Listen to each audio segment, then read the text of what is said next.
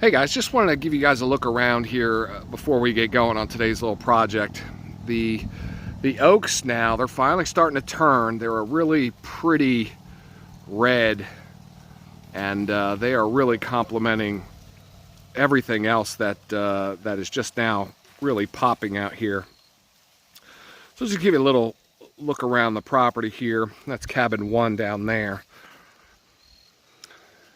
The yellows are still kind of hanging on. There's some maples that still have their leaves on them. Most of those are off though.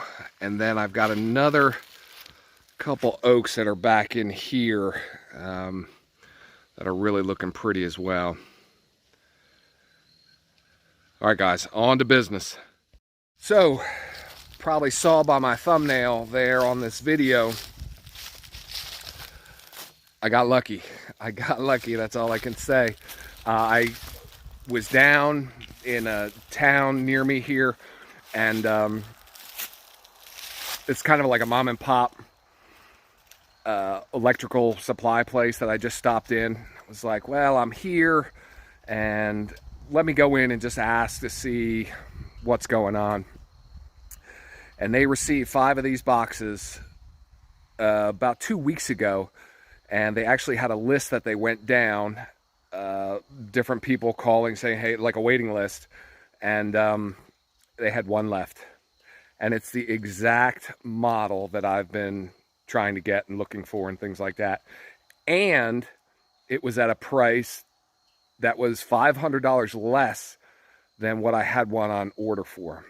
Check that, $800 less than what I had on order for. Now that may sound great and all, but this same box a year ago was only about $600. All right, so I paid just about I did pay $1,200 for it. So, but the stuff I had online was $1,800 and then $2,000, and then a lot of them are up around the $4,000 area. So I'm gonna start buying some lottery tickets, I guess.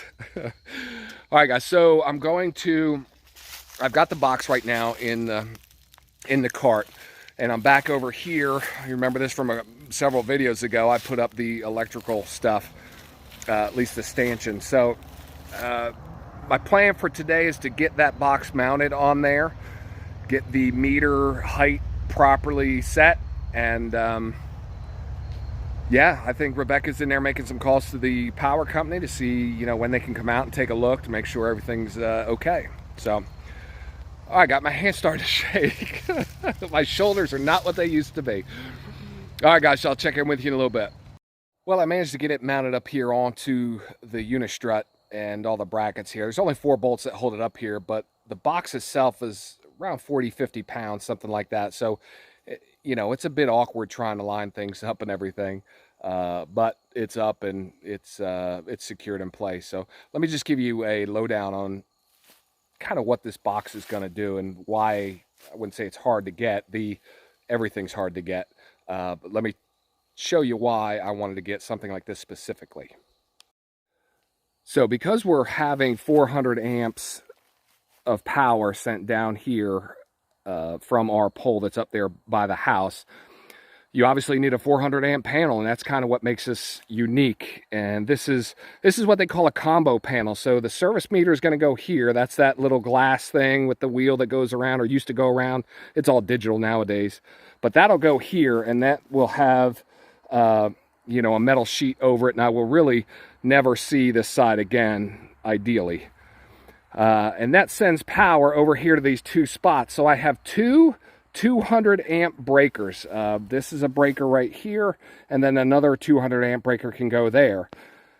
So this box itself, you can see I already have 120 amp here because I'm going to actually run an outlet right here, and that's going to be my kind of my job site power to run tools and whatnot like that. But there's 8 slots here where breakers can go. 8 slots, and I can have 16 circuits. So if you have double breakers and things like that, you can really take advantage of those spots. So That being said, this lower part here is what's going to run the 3 cabins that are going in first, cabins 1, 2, and 3. So the breakers I'm going to have on the bottom here are going to feed to 3 cabins, cabins 1, 2, and 3. This other 200 amp breaker up here is going to come out to a sub panel that's over here, and that's going to run cabins 4 and 5, plus power to the pavilion, plus power to the office that's going to be down near the front. So that's where all that power is going to come from. But this lower section here, like I said, there's 8 spots. For the 3 cabins, they're going to have double pole breakers, so it's going to be 220 to each cabin. And I'll probably have a 60, maybe 70 amp breaker on each one.